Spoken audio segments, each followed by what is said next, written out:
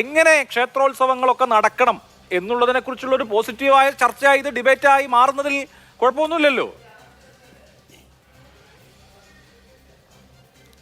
Yes, അതിനോട് 100% യോജിക്കുന്നു. അങ്ങനെ ഒരു ചർച്ച ഉയർത്തിക്കൊണ്ടുവരാൻ ഇത് കാരണമായിട്ടുണ്ടെങ്കിൽ ഏറ്റവും നല്ല കാര്യമാണ്. അതായത് ക്ഷേത്രങ്ങളിലെ ഉത്സവങ്ങൾ ചർച്ച ചെയ്യപ്പെടേണ്ടതാണ്. ക്ഷേത്ര കാമ്പൗണ്ടിന് പുറത്ത് നടക്കുന്ന ഉത്സവങ്ങളിൽ എന്തെല്ലാം സംഭവങ്ങളാണ് അരങ്ങേറുന്നത്. അത് ആനയുടെ പ്രശ്നമോ വെടിക്കെട്ട് പ്രശ്നമോ മാത്രമല്ല, മറ്റൊരുപാട് ലഹരിയുമായി ബന്ധപ്പെട്ട ഉത്സവ പറമ്പുകളിൽ നടക്കുന്ന പ്രശ്നങ്ങൾ, അതിൻ്റെ പേരുള്ള സംഘർഷങ്ങൾ, കരക്കാർ തമ്മിലുള്ള സംഘർഷങ്ങൾ, ഗ്യാങ്ങുകൾ തമ്മിലുള്ള സംഘർഷങ്ങൾ, ഇതെല്ലാം ഉത്സവത്തിൻ്റെ ഭാഗമായി പോലീസിന് വലിയ തലവേദന സൃഷ്ടിക്കുന്ന പ്രശ്നങ്ങളാണ്. അത് ചർച്ച ചെയ്യുന്നതിന് നമുക്ക് യാതൊരു തടസ്സവുമില്ല. പക്ഷേ ഇവിടെ ഉയർത്തിയ 1-2 പ്രശ്നങ്ങളോട് പ്രതികരിക്കണം.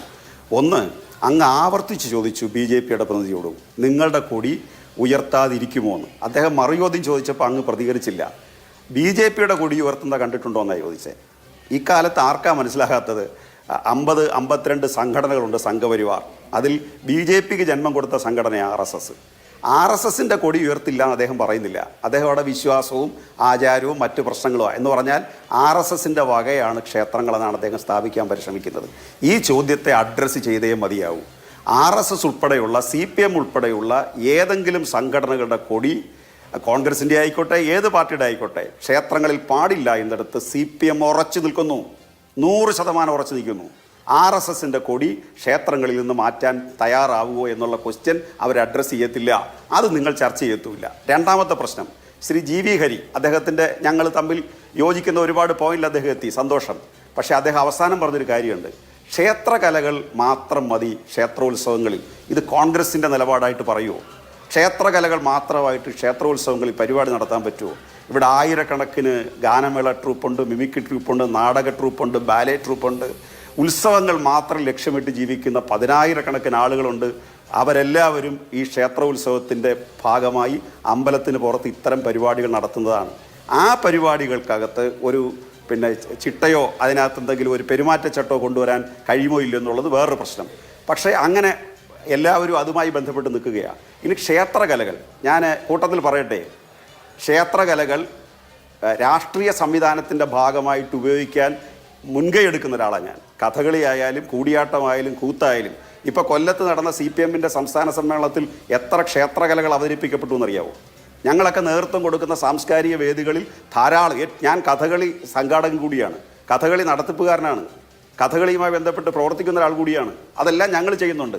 ഞാൻ ക്ഷേത്രത്തിലും മറ്റ് ആരാധനാലയത്തിലും സംസാരിക്കാൻ പോകുന്ന ആളാണ്. അവിടെ എങ്ങും ചെന്ന് ഞങ്ങളുടെ ഒരു രാഷ്ട്രീയവും ഞാൻ പറയാറില്ല. ഒരു പ്രാവശ്യം പറഞ്ഞാൽ പിന്നെ അവിടെ അവർ വിളിക്കേണ്ട കാര്യമില്ലല്ലോ. അവിടെയൊക്കെ ചെന്നിട്ട് രാഷ്ട്രീയത്തിന് അതീതമായി ക്ഷേത്രവുമായി ബന്ധപ്പെട്ട നമ്മുടെ നാട്ടിലെ സംസ്കാരവുമായി ബന്ധപ്പെട്ട ആരാധനാലയങ്ങൾ, അത് പള്ളിയിലും പോകുന്നുണ്ട്, ക്ഷേത്രങ്ങളിലും പോകുന്നുണ്ട്. അതുകൊണ്ട് അതല്ല അവിടുത്തെ പ്രശ്നം. മൂന്നാമത്, ഈ ബലികുടീരങ്ങളെ എന്നുള്ളത് ബഹുമാന്യനായ രാഹുൽ ഈശ്വർ ഉൾപ്പെടെ അത് വിപ്ലവഗാനമായിട്ട് അതിനെ ചുരുക്കി ചിത്രീകരിക്കുക. വിപ്ലവഗാനം എന്നുള്ളത് ചുരുങ്ങിയ ഒരു സംഭവം എന്നുള്ള അർത്ഥത്തിലല്ല ഞാൻ പറഞ്ഞത്. ബലികുടീരങ്ങളെ ഉണ്ടാവുന്നത് CPMുമായി ബന്ധപ്പെട്ടല്ല, കമ്മ്യൂണിസ്റ്റ് പാർട്ടിയുമായി ബന്ധപ്പെട്ടതല്ല. കേരളത്തിലെ ഒരു 10,000 ക്ഷേത്രങ്ങളിലെങ്കിലും പാടിയ പാട്ടാണ് ബലികുടീരങ്ങളെ. അത് തിരുവനന്തപുരത്ത് പാളയം രക്തസാക്ഷി മണ്ഡപത്തിൻ്റെ ഉദ്ഘാടനവുമായി ബന്ധപ്പെട്ട് രാഷ്ട്രപതി വരുമ്പോൾ ദേവരായം മാഷ് മുൻകൈ എടുത്ത് തയ്യാറാക്കിയ ഒരു ഗാനമാണത്, ബലികുടീരങ്ങളെ. അത് അതിമനോഹരമായ ഗാനമാണ്. അത് പിന്നീട് KPSC അവരുടെ നാടക ഗാനത്തിൻ്റെ, നിങ്ങളെന്നെ കമ്മ്യൂണിസ്റ്റ് ആക്കിയുടെ അവതരണ ഗാനമായിട്ട് ഉപയോഗിക്കുകയാണ് ചെയ്തത്. കേരളം കണ്ട ഏറ്റവും മികച്ച നാടക അവതരണ ഗാനമായിട്ട് ഇപ്പോൾ അതിനെ പരിഗണിക്കുന്നുണ്ട്. അത് ചെങ്കൊടി ഉയർത്തുന്ന കാര്യമൊന്നും അത് പറയുന്നില്ല. എത്ര ക്ഷേത്രങ്ങളിലാണ് ബലികുടീരങ്ങളെ പാടിയത്? എന്താ ഇപ്പോൾ ബലികുടീരങ്ങളെ വിപ്ലവഗാനമായി മാറിയത്? ഇനി പുഷ്പൻ്റെ പാട്ട് പുഷ്പൻ ജീവിച്ചിരിക്കുന്ന സ്ഥലത്ത് തൊട്ടടുത്ത ക്ഷേത്രത്തിൽ, ഞാൻ ഒരു 2 ആഴ്ചയ്ക്ക് മുമ്പ് ആ ക്ഷേത്രത്തിൽ പോയി അവിടുത്തെ സാംസ്കാരിക സമ്മേളനത്തിൽ പങ്കെടുത്തതാണ്. ഈ പുഷ്പൻ്റെ അനുസ്മരണം അവിടെ നടന്നതാണ്. അവിടെ രാഷ്ട്രീയ പാർട്ടിയായിട്ടല്ല അതിനെ സംഘടിപ്പിച്ചത്. അവിടുത്തെ ജനങ്ങൾ പുഷ്പൻ്റെ അനുസ്മരണം സംഘടിപ്പിച്ചു അമ്പലത്തിനകത്ത്. ഞാൻ ആ അനുസ്മരണ സമ്മേളനം ഉദ്ഘാടനം ചെയ്ത ആളാണ്. നമ്മളിതിനെ കാണേണ്ടത് അമ്പലങ്ങളിൽ ഏതെങ്കിലും രാഷ്ട്രീയ പാർട്ടിയുടെ സംവിധാനത്തെ ആക്കി മാറ്റരുതെന്നുള്ള ചർച്ച നമ്മൾ നടത്തണം. ആ ചർച്ച നടത്തുമ്പോൾ നമ്മൾ പ്രതിലോമപരമായ കാര്യങ്ങൾ അവിടെ സ്ഥാപിക്കാൻ പരിശ്രമിക്കരുത്. ക്ഷേത്രങ്ങളെന്ന് പറഞ്ഞാൽ ക്ഷേത്രകലകൾക്ക് വേണ്ടി മാത്രമുള്ളതല്ല. കാരണം ഉത്സവ കമ്മിറ്റി വേറെയും ക്ഷേത്ര കമ്മിറ്റി വേറെയുമാണ്. ഉത്സവ കമ്മിറ്റി എല്ലാ മതക്കാരും എല്ലാ രാഷ്ട്രീയക്കാരും കൂടി ചേരുന്ന താൽക്കാലിക സംവിധാനമാണ്. അവരെല്ലാം കൂടെ അവർക്ക് ഇഷ്ടമുള്ള പരിപാടിയാണ് സംഘടിപ്പിക്കുന്നത്. ആ പരിപാടിക്കകത്ത് അമ്പലത്തിന് നിരക്കാത്ത ഒരു കാര്യം വന്നാൽ അതിനെ നമുക്ക് പോസിറ്റീവായിട്ട് ചർച്ച ചെയ്യണം. ശരി, അതിനപ്പുറത്തേക്ക് നിങ്ങളുടെ രാഷ്ട്രീയത്തിന്റെ ഒന്നും വേണ്ട, ഞങ്ങളത് മാത്രം അവിടെ നിന്നാൽ മതി. അതിന് പുതിയ പേര് കൊടുക്കുക. BJP എന്ന് പറയുന്ന രാഷ്ട്രീയ പാർട്ടിയാണ്, RSS രാഷ്ട്രീയ പാർട്ടിയല്ല. അതുകൊണ്ട് RSSന്റെ കൊടി ഉയർത്താം. എന്ത് ന്യായമാണ് അതിലൂടെ പറയുന്നത്? ഇനി വിശ്വാസികളുടെ പ്രശ്നം, ഞങ്ങൾക്കാർക്കും വിശ്വാസമില്ല. ഞങ്ങളുടെ കൂട്ടത്തിൽ വിശ്വാസികൾ മാത്രമേ ആരാധനാലയങ്ങളിൽ പോകുന്നുള്ളൂ, അല്ലാത്തവരോടെ പോകാറില്ല. ഗുരുവായൂർ അമ്പലത്തിൽ കേരളത്തിലെ മഹാഭൂരിപക്ഷത്തിന് കയറാൻ അവസരം ഉണ്ടാക്കിയത് കമ്മ്യൂണിസ്റ്റുകാരുടെ പങ്ക് ആർക്കെങ്കിലും എടുത്തു കളയാൻ പറ്റുമോ? അന്ന് ആ സമരം അവിടെ നിന്ന് കോൺഗ്രസ് നേതൃത്വവും കമ്മ്യൂണിസ്റ്റ് നേതൃത്വവും എല്ലാം കൂടി നടത്തിയതാണ് ഗുരുവായൂർ അമ്പലത്തിലെ സമരം. അന്ന് ആ അമ്പലത്തിൽ കയറണ്ടെന്ന് വാദിച്ചവരുടെ പിൻഗാമികളെ നമ്മൾ RSS എന്ന് പറയുന്നേ, അല്ലെങ്കിൽ BJP എന്ന് പറയുന്നേ. അപ്പൊ കേരളത്തിലെ ദേശീയ പ്രസ്ഥാനത്തിന്റെയും കമ്മ്യൂണിസ്റ്റ് സംഭാവനയാണ് ഗുരുവായൂരിലെ പ്രവേശനം. ശരി, നമ്മൾ അത്രയും പഴയ കാര്യങ്ങളിലേക്കൊക്കെ പോകണോ? ഞാൻ അല്ല, അതിലേക്ക് വരാം. കമ്മ്യൂണിസ്റ്റ് ഗ്രൂപ്പ് ഉണ്ട് ഇന്ത്യ രാജ്യത്ത്. ശരി, അന്നേ കമ്മ്യൂണിസ്റ്റ് ഗ്രൂപ്പ് ഉണ്ട് ഇന്ത്യ രാജ്യത്ത്. ശരി ശരി ശരി. കമ്മ്യൂണിസ്റ്റ് ഗ്രൂപ്പ് 920 സാർ വന്നത്.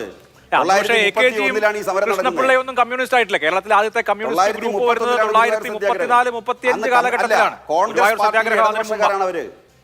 കോൺഗ്രസ് പാർട്ടിയിലെ ഇടതുപക്ഷക്കാരാണ് അവര്. കോൺഗ്രസ് സോഷ്യലിസ്റ്റ് പാർട്ടി വന്നതും ഗുരുവായൂർ സത്യാഗ്രഹത്തിന് ശേഷമാണ്. അല്ല, അത് നമ്മുടെ അങ്ങനെ ഈ കാര്യങ്ങളൊന്നും പറഞ്ഞ് തർക്കിക്കാൻ വേണ്ടിയിട്ടല്ല.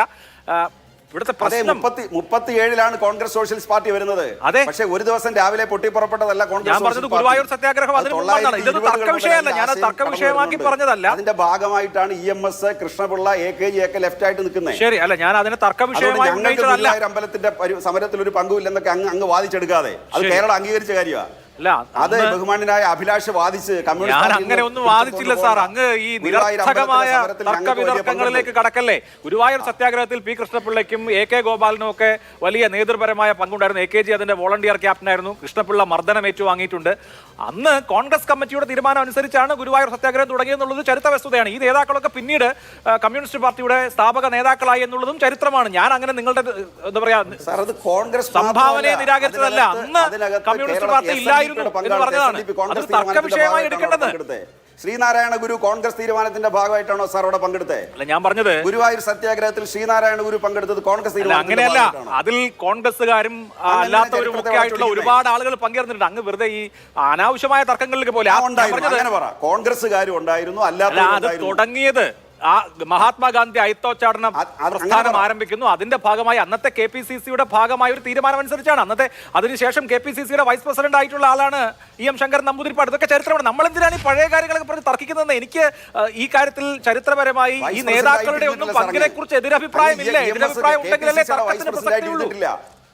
എതിരഭിപ്രായം ഉണ്ടെങ്കിലല്ലേ തർക്ക വിഷയമുള്ളൂ. ചരിത്രത്തെ തെറ്റായി വ്യാഖ്യാനിക്കാതെ EMS KPCCയുടെ vice president ആയിരുന്നിട്ടില്ല.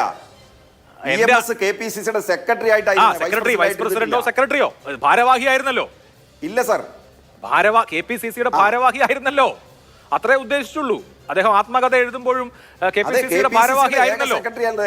General secretary. Okay, ഇതിപ്പോ വൈസ് പ്രസിഡന്റ് ആണോ സെക്രട്ടറി ആണോ എന്നുള്ളതൊക്കെ ഒരു വലിയ തർക്കമാണോ? അതാ പറഞ്ഞത്. P. കൃഷ്ണപിള്ള ഉൾപ്പെടെ P. കൃഷ്ണപിള്ളയ്ക്ക് ഗുരുവായൂർ അമ്പലത്തിൽ അദ്ദേഹം സമരം നടത്തുമ്പോൾ അദ്ദേഹം വിശ്വാസത്തിന്റെ ഭാഗമായിട്ടല്ല, സാമൂഹ്യ പരിഷ്കരണത്തിന്റെ ഭാഗമായിട്ട് അതിൽ പങ്കെടുത്തു. ശരി, ആവട്ടെ. ഞങ്ങൾക്ക് ആ പാരമ്പര്യം ഉണ്ടെന്ന് ഞാൻ പറഞ്ഞു. ശരി, അതുകൊണ്ട് അമ്പലത്തിൽ വിശ്വാസികൾ അല്ലാത്തവരാ കയറി നിരങ്ങുന്നത് എന്നാണ് ഇവിടെ വാദിച്ചത്. ശരിയല്ല. ഞങ്ങളുടെ വിശ്വാസികൾ മാത്രമേ അമ്പലത്തിൽ പോകുന്നുള്ളൂ, അല്ലാത്തവർ പോകുന്നില്ല. ഞാൻ അങ്ങ് അനുവദിക്കുമെങ്കിൽ ഒരു മിനിറ്റ് കൊണ്ട് ഒരു സംഭവം പറയാം. ശിവദാസ മേനോൻ സാർ പറഞ്ഞൊരു സംഭവം പറയാം, അങ്ങ് അനുവദിക്കുമെങ്കിൽ. ശിവദാസ മേനോൻ ഒരു ഉത്സവ സ്ഥലത്തു കൂടി കാറിൽ പോകുമായിരുന്നു. അപ്പോൾ ഉത്സവത്തിൽ ബ്ലോക്കായി, മുമ്പോട്ട് പോകാൻ കഴിയാതായി. അപ്പോൾ അദ്ദേഹത്തിൻ്റെ വണ്ടി മുമ്പോട്ട് പോകാൻ കഴിയാതെ വന്നപ്പോൾ അവിടെ വേഷം കെട്ടി, പാലക്കാട് ജില്ലയിലാണ്, ദൈവങ്ങളുടെ വേഷം കെട്ടി അതിൻ്റെ മുമ്പിൽ ആടിക്കൊണ്ടിരിക്കുകയാണ്. അപ്പോൾ ഒരു ഹനുമാൻ വേഷത്തിൽ ഒരാൾ വന്നിട്ട് ശിവദാസ മേനോൻ്റെ കാറിൻ്റെ ചില്ലിൽ തട്ടിയിട്ട് പറഞ്ഞു, കാറിൻ്റെ ചില്ല് താഴ്ത്തി. അപ്പോൾ ഹനുമാൻ പറഞ്ഞു, ഞാൻ കൊട്ടിനകാല ബ്രാഞ്ച് സെക്രട്ടറിയാണ് എന്ന് പറഞ്ഞിട്ട് ശിവദാസ മേനോനെ കടത്തി വിട്ടു. എന്ന് പറഞ്ഞാൽ ഉത്സവ പറമ്പിൽ ബ്രാഞ്ച് സെക്രട്ടറി ദൈവത്തിൻ്റെ വേഷം കെട്ടിപ്പോലും ഇത് പെരുമാറിക്കൊണ്ടിരിക്കുകയാണ്. അല്ലാതെ അമ്പലത്തിലെ ഉത്സവത്തിൽ നിന്ന് മാറി നിൽക്കുകയോ വിശ്വാസികളല്ലാത്ത അല്ല ചെയ്യുന്നേ. അത് തെറ്റായ വ്യാഖ്യാനമാണ്. ശരി,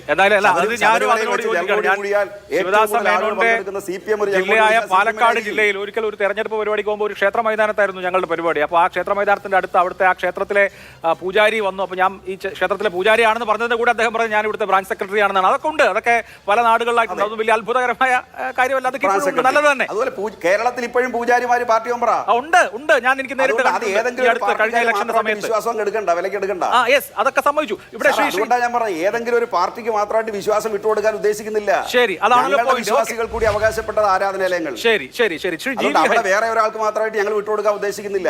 ഞങ്ങൾ അവിടെ ഉത്സവം നടത്താൻ ബന്ധപ്പെടും, ഞങ്ങൾ അവിടെ പൂജാതി കർമ്മങ്ങൾ ചെയ്യാൻ താല്പര്യമുള്ളവർക്ക് പോകാം, അതെല്ലാം ചെയ്യാം. ശരി.